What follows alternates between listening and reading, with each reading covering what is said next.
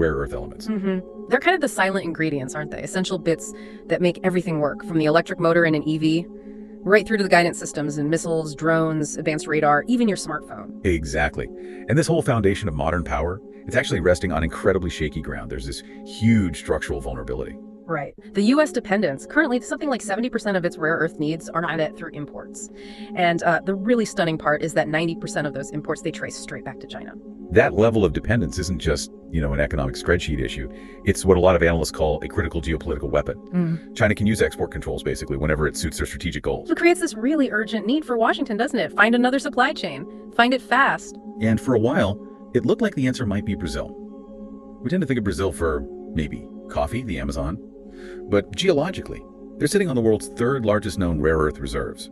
A massive 21 million tons just waiting there. Yeah, it looked like the perfect solution. Build that alternative pathway, bypass China. American companies certainly saw it that way. They started putting serious money into Brazilian mining projects, trying to lock down those critical materials. But then came the twist, the big pivot that really tells the whole story here. Brazil has reportedly slammed the door on U.S. interests. Instead, they're planning to ship a huge amount, 30,000 tons of raw rare earths, every year straight to China. To the very country the U.S. was trying to get away from. It's now set to be the main beneficiary of this vital new supply. It's a massive strategic own goal, you could say.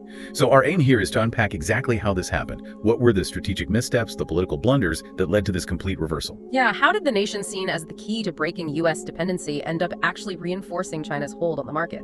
Okay, let's maybe start with this scale, just to get a sense of the potential that was on the table. The USGS figures show China leading 44 million tons of reserves. Right, then Vietnam's second with around 22 million tons. And Brazil right behind them, 21 million tons. Clearly, the raw potential to be a global player is there, undeniably. But what's so striking is that gap between potential and, well, reality. Despite having all those reserves, Brazil's been a tiny player historically. Their annual production was minuscule, a few tens of tons maybe. Last year, their total raw material exports, I think it was only about 500 kilograms. 500 kilos. That's nothing on a global scale, less than a percent of world output.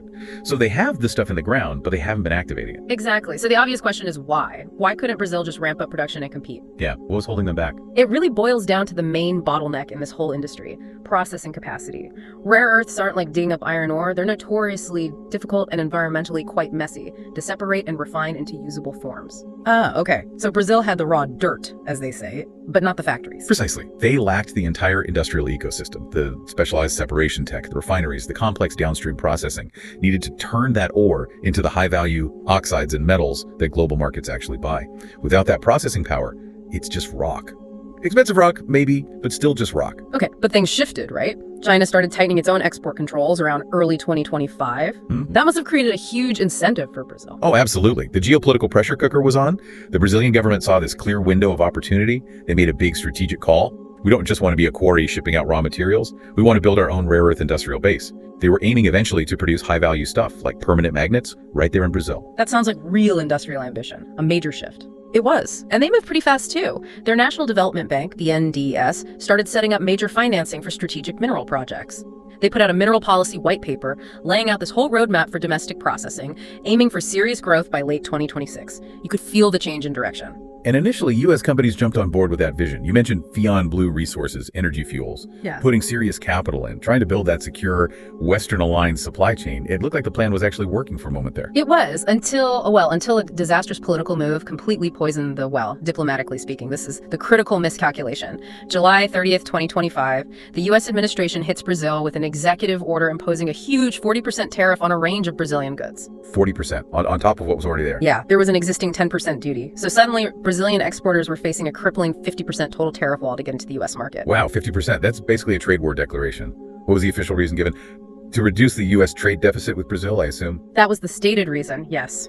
And here's where it gets, well, frankly, absurd. The justification was demonstrably false. The U.S. didn't have a trade deficit with Brazil the previous year. It had an $18 billion trade surplus. A surplus. So they were hitting an ally who was already buying way more from the U.S. than the U.S. was buying from them with massive tariffs. Correct. It makes no economic sense based on the stated rationale. So if the numbers didn't add up, what was the real game here? Was it just clumsy policy or was it deliberate pressure? Coercion. In Brasilia, it was absolutely seen as diplomatic coercion, a heavy-handed tactic. The tariffs felt like a blunt instrument to force Brazil's hand behind closed doors, specifically on strategic resources like rare earths during wider trade talks. Sort of like, give us control over your minerals or we'll cripple your other exports kind of message. That's certainly how it landed, a threat. And you can imagine the reaction from Brazilian leaders who just proudly announced this plan for national industrial sovereignty. I can only imagine it must have caused a serious backlash. The reaction was immediate and quite furious. It created a major fracture in the U.S.-Brazil relationship. The Brazilian president even went public with a sharp rebuke, saying something like, mineral resources belong to the Brazilian people. They're not anyone's bargaining chip. Oof. That's drawing a very clear line. Washington's perceived arrogance really backfired. Completely. It pushed Brazil away. So if the U.S. is playing hardball with tariffs and threats, Brazil has to look elsewhere. They need a partner who offers investment, technology, maybe a bit more respect. Exactly. And that leads them straight back to their quote-unquote old friend and major trading partner, China.